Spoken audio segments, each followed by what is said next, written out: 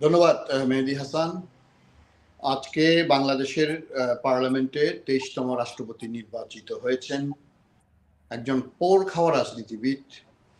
একদম আপনি বলতে পারেন বৃষ্টিতে ভেজা, শীতের গহীন ঠান্ডায় একদম বেঁচে যাওয়া, অথবা রোদে পোড়া একটা খাঁটি সোনা বাংলাদেশের রাজনীতির ইতিহাসে। জনাব মির্জা ফখরুল ইসলাম আলমগীর এমন একজন জ্ঞানী গুণী মানুষ এবং এত সহিষ্ণু মানুষ, লিবারেল ডেমোক্রেট। উনি আজকে রাষ্ট্রপতি হয়েছেন বলে শুধু না, আমার ওনার সাথে প্রচুর কাজ করার সৌভাগ্য হয়েছে। উনি বাংলাদেশের রাজনীতিতে, বিশেষ করে আমাদের যে ট্রেডিশনাল রাজনীতি, বিএনপি বা আওয়ামী লীগ বা বড় বড় রাজনৈতিক দলগুলোর মধ্যে যে ধরনের টেন্ডেন্সি, ধরেন একটা গ্রুপিং করা, নিজের পক্ষে স্লোগান দেওয়া, অথবা জেলা ভিত্তিক, বিভাগ ভিত্তিক, অথবা গ্রুপিং করা, উনার জীবনে আমি সেগুলো দেখিনি। এবং অত্যন্ত সৎ, অত্যন্ত বুদ্ধিমান, বাংলা ইংরেজিতে অনর্গল কথা বলা, সুন্দর কবিতা পাঠ করা, সুন্দর গান গাওয়া, নাটক করা, সিনেমা করা, মানে উনি এক অসাধারণ মানুষ। এবং সবচেয়ে বড় কথা হচ্ছে বিশ্বাসী এবং সৎ।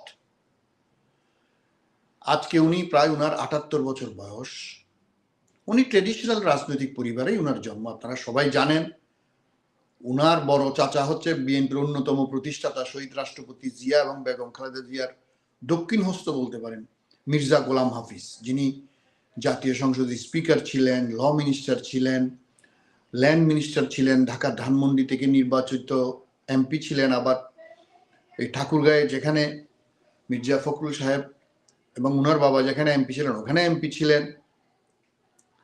এবং আমরা অনেকেই জানি না, মির্জা ফখরুল সাহেব শুধু নাটক, মানে স্কুল কলেজে নাটক করেন নাই, উনি মঞ্চ নাটক করেছেন, উনি সিনেমা করেছেন। আমি পরে জানতে পারছি কয়দিন আগে, পাকিস্তানের বিখ্যাত অভিনেতা, আপনারা হয়তো নাম অনেকে শুনবেন যারা সিনিয়র, রহমান, ওনার নাম ছিল রহমান, কিন্তু ওনার পুরো নাম হচ্ছে মির্জা আব্দুর রহমান। ওনার ফার্স্ট কাজিন, ওনার চাচাতো ভাই অথবা জেঠাতো ভাই। তো এইটা আমি শুনে আশ্চর্য হয়ে গেছি। এবং এই রহমান ছিল পাকিস্তানের ইতিহাসের অন্যতম সেরা অভিনেতা সিনেমার, এবং ওনার সাথে উনি সিনেমা করেছেন, এটাও জানতে পারলাম।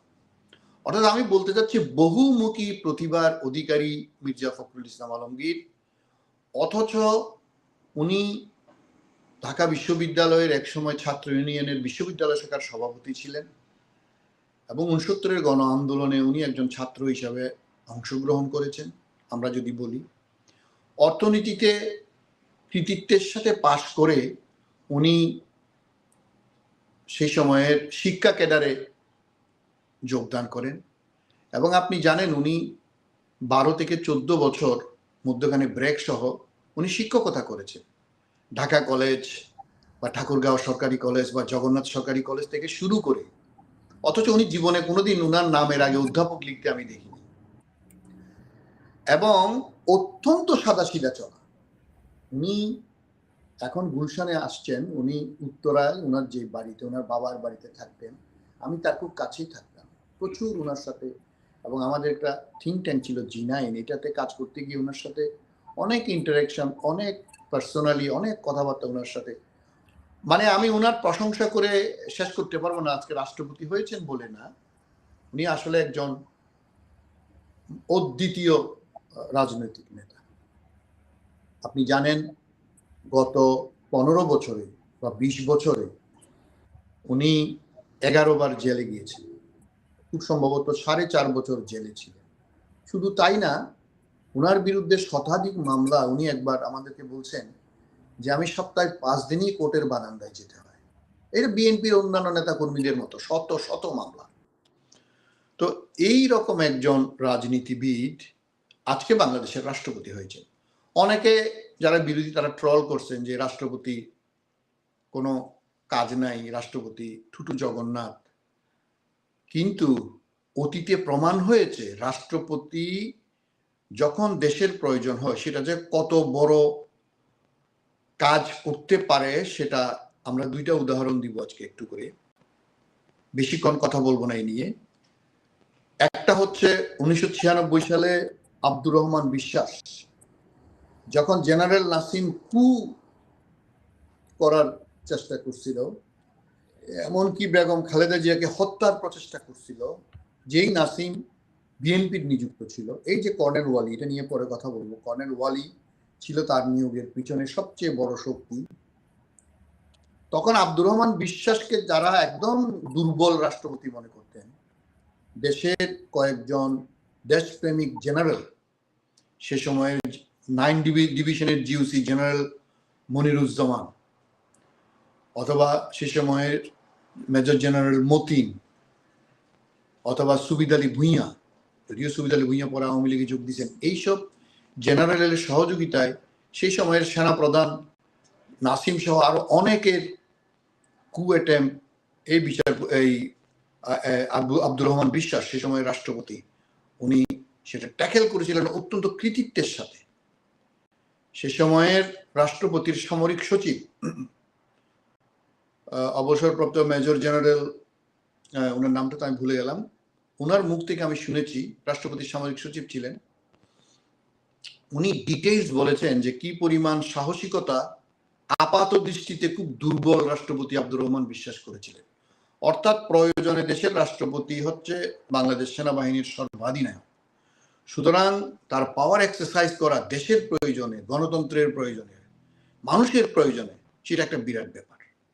একইভাবে আমরা জানি আরেকজন দুর্বল রাষ্ট্রপতি ইয়াজউদ্দিন আহমদ, যার দুর্বলতার কারণে 1/11 সৃষ্টি হয়েছিল, মাইনুদ্দিনরা, ফখরুদ্দিনরা, এই যে আপনার এই বাংলাদেশের ভারতের হাতে তুলে দেওয়ার যে আমরা 17-18 বছর যে ভোগ করলাম, আমাদের গণতন্ত্র হরণ হলো, এটাও একটা রাষ্ট্রপতির দুর্বলতার কারণে।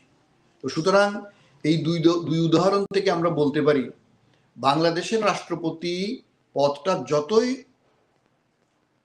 আলংকরিক মনে করি না কেন, অর্নামেন্ট মনে করি না কেন, প্রয়োজনে এটা হচ্ছে দেশ রক্ষার অন্যতম শ্রেষ্ঠ একটা রাজনৈতিক পদ, এটা সর্বোচ্চ পদ। হয়তো আপাত দৃষ্টিতে ক্ষমতা নাই, যাই হোক, আমরা সবাই জানি নতুন সংস্কার যেটা হচ্ছে আগামীতে, সেখানে রাষ্ট্রপতির ক্ষমতা আরো অনেক বেড়ে যাবে, এতে কোনো সন্দেহ নেই। এবং সেটা একটা ভারসাম্য, প্রধানমন্ত্রীর সাথে ক্ষমতার ভারসাম্য করার জন্য সকল রাজনৈতিক দল ইনক্লুডিং বিএনপি রাজি হয়েছে, হয়তো সেটা সংবিধান সংস্কারের মাধ্যমে আসবে। তো আমি আপনাকে বলবো যে মানুষ অনেকেই বলতে যে 70 অনুচ্ছেদের কারণে এই ভোটের দরকার কি, এমনি ডিক্লেয়ার করলে হয়, বাট এটা আনুষ্ঠানিকতা, জনগণের ভোটে পার্লামেন্টের ভোটে আপনার রাষ্ট্রপতি, যেহেতু আমাদের সংবিধানে মন্ত্রী পরিষদ শাসিত সরকার বা ক্যাবিনেট ফর্ম অফ গভর্নমেন্ট, সুতরাং এখানে রাষ্ট্রপতি আপাত দৃষ্টিতে তেমন কোনো ক্ষমতা না থাকলেও দেশের প্রয়োজনে এইরকম একজন পোরখাওয়া মির্জা ফখরুল আমাদের দরকার, যিনি দেশের প্রয়োজনে, মানুষের প্রয়োজনে নিজের জীবন দিয়ে হলেও গণতন্ত্র, দেশের সার্বভৌমত্ব এবং মানুষের ঐক্য ধরে রাখবে। এবং আমি মনে করি উনি একজন সত্যিকার অর্থেই গার্ডিয়ান, এটা কোনো সন্দেহ নাই। এবং গার্ডিয়ান হওয়ার মতো, পুরো জাতির গার্ডিয়ান হওয়ার মতো শিক্ষা, যোগ্যতা, সহনীয়তা এবং এমনকি লিবারেল ডেমোক্রেট হিসেবে উনি একজন উদার গণতন্ত্রী মানুষ। অন্যান্য রাজনৈতিক দলকেও উনি যথেষ্ট সম্মান করবেন, এটা আমি দৃঢ়ভাবে বিশ্বাস করি।